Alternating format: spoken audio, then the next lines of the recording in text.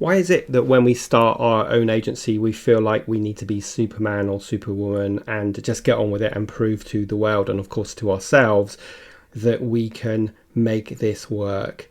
Yet, one of the biggest mistakes we make when we start our agency is not surrounding ourselves by a group of other agency owners or experts who can guide us and who can help us avoid some of the pitfalls and fundamentally make that journey, especially in the first few years, so much smoother than it needs to be. Well, that's the topic I want to talk about in today's podcast.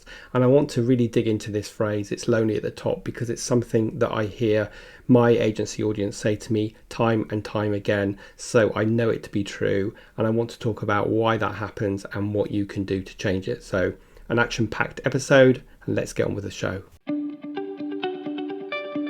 Accelerate your agency's profitable growth with tools, tips, and value-added interviews with your host, agency owner and coach, Rob DaCosta.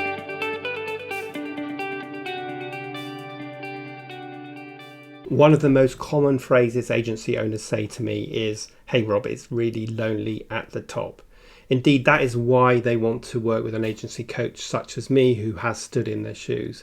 Now, I hear this time and time again because they have no one else that they can talk to who has an unbiased, objective ear and who has been in the situation they are in. And that is often why agency owners, entrepreneurs and leaders look to a coach such as myself.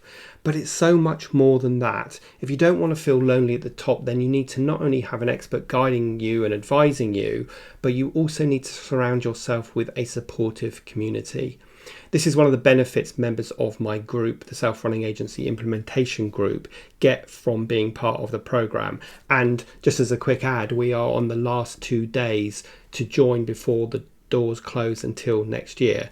And if you're listening to this after the launch date and not live, then you can always sign up to the wait list and get exclusive access when we open the doors again in 2023. Being lonely at the top isn't really actually about being lonely. It's more about feeling isolated, because the higher up the ladder you are, the harder it is to build trusted relationships and ones that not only have your back, but can give you sound, objective, unbiased advice. Now, of course, your partner will have your back, but they're very rarely able to give you truly objective advice. And so they become people that in the end, you'd rather not even talk to about work because you feel they just don't understand you. So you need to find some other outlets. And that's why having a community around you is so important. Now, in the Self-Running Agency Implementation Group, we currently have about 40 agency owners between 0 and 15 staff in all sorts of different industries, providing all sorts of different services. And it's a very collaborative, collegiate group rather than one that feels like everyone's in competition with each other. Indeed, there's an awful lot of cross-referring that happens, and the community becomes not only the first port of call when looking for partners, but also when they have a problem, because they know the rest of the group has their back. And that's the beauty of being part of a community. And I firmly believe that we should all have a community around us.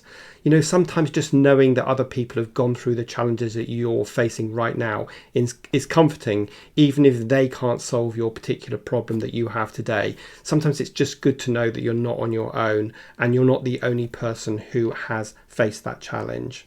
When it comes to online programs, someone much smarter than me says that people join a program for the content, but they stay for the community. And that is so absolutely true. That's the experience I've found from my program over the last 3 years.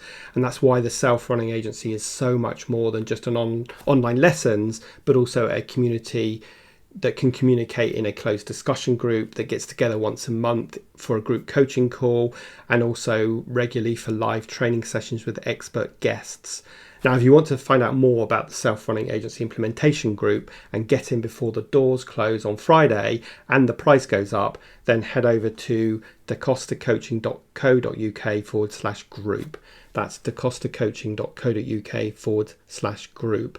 And remember, if you join now, you'll be grandfathered in at the current price for the whole time that you stay as part of the program, and that price will increase on Friday. So anyway, check that out, and I really hope I will see you there.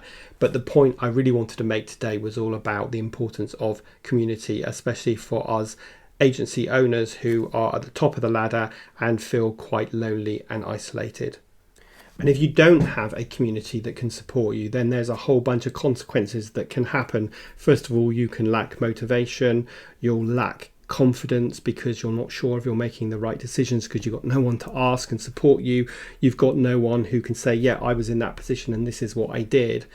And once you start feeling a bit demotivated and lacking in confidence, then you're also going to start questioning, why on earth am I doing this? And life was so much easier when I was just a lowly paid employee as opposed to the leader who everybody's looking to for answers. So you need to really think about that community. And of course, as you grow, you'll be able to put a senior leadership team in place, and those guys can take some of the weight from your shoulder, some of the burden, but they are still ultimately going to be looking at you for all the answers and all the decisions, and that can perpetuate the feeling of isolation. So as well as building the community, which I would say is the number one piece of advice I would give someone who doesn't want to feel lonely running their agency, there's a few other things that you can do. First of all, you need to recognize when you are having those unwanted feelings and also understand the impact that they might have on your well-being. And to that point, you also need to be kind to yourself and look after your well-being, which means getting enough sleep and doing some exercise and having a good work-life balance and all the rest of it. And if you don't have an immediate community, then you just need to find other ways of connecting with people, like attending networking events or joining various online discussion groups to help give you that support network. Another thing that I think can perpetuate that feeling of loneliness and isolation and ultimately demotivation is if we spend too much time comparing ourselves to others, because at the end of the day, the other man's grass is very rarely greener. But the world we live in of social media and so on, people present this certain image that they want you to see, and that image is very, very rarely the truth. And therefore comparing yourself to other people who seem to have sussed it out and seem to have all the answers is so very rarely the truth. And so it's completely unhealthy to compare yourselves with others. This is why having the community around you who is going to be supportive but also give you some tough love when you need to, but also help you see from the other person's perspective and realize that the other man's grass is very rarely greener. I think one of the biggest mistakes people make when they start their own business is going it alone.